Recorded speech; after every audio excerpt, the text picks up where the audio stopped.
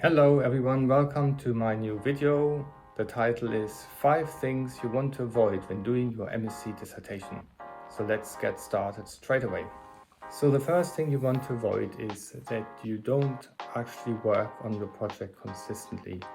This means that you have to put in regular time every day, ideally maybe 2 hours or maybe 1 hour in the morning, 1 hour in the afternoon, but you have to do it every day. I would say even at weekends, it doesn't matter. It has to become a habit for the next 1, 2 or 3 months.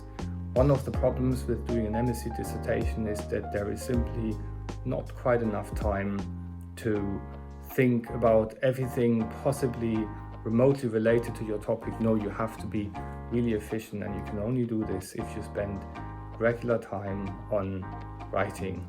Put it in your diary, remind yourself, ask your friends to remind you, but at the end of each day, think about it. Have I actually spent 2 hours on working on my dissertation, either thinking or writing, but have I actually engaged with my topic for 2 hours every day? And if you do this, you will avoid problems such as procrastination, last-minute panic, poor content, not enough content, and annoyed supervisors, and probably not a very good mark. So bear this all in mind. Spend regular time on your project. The next thing you want to avoid is to not take feedback on board. When we write the feedback, we think very carefully about it and we send it to you, and you have to engage with it. And it takes time. It's not easy. You have to carefully understand what we actually meant, and you have to identify the areas in your document, in your draft, that needs to be addressed. You have to be bold, you have to be brave to actually modify your document. It's not about discarding content, adding unrelated new chapters. It's about modifying your existing document precisely in order to address the feedback. The third thing you want to avoid when you do your MSc dissertation is to not send drafts to us.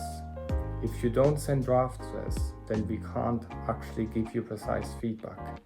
If you're just arranging meetings to talk about things, you might get more motivation from it, you might get new ideas, but ultimately you will not actually get proper, precise feedback. So the next thing you want to avoid is to keep your references to the last minute, to actually not include them as you go along. And I see this very often.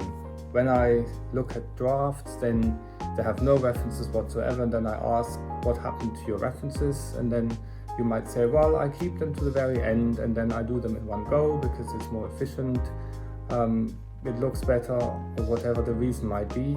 But that is not the way to do it. What you need to do is you need to add your references as soon as you have actually written the paragraph that relates to them, and keep them in rough form, in form of a incomplete citation or a link or anything. Keep them in your text, and then every other day go through it and turn them into proper references using a reference manager or whatever your system might be.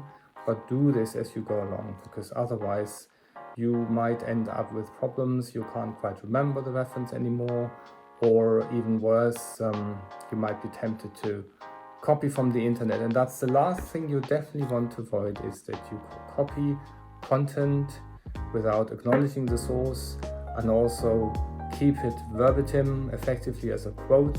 But if you don't actually tell us the source, then you have committed plagiarism, and that is a huge problem these days. So what you need to do is you need to take notes first. Type up your notes electronically, that's fine, and have the reference at hand as well. But then later you need to rewrite it, you need to combine it with other parts of your writing, with other references. You need to compare and contrast what other people have said. It is not about just simply copying other people's content. That is the last thing really you want to avoid. It's probably the most important thing. So I hope this short video has helped you to avoid some common mistakes when you do your dissertation, and maybe it gives you some additional motivation. I look forward to engaging with you in the near future. Good luck, guys.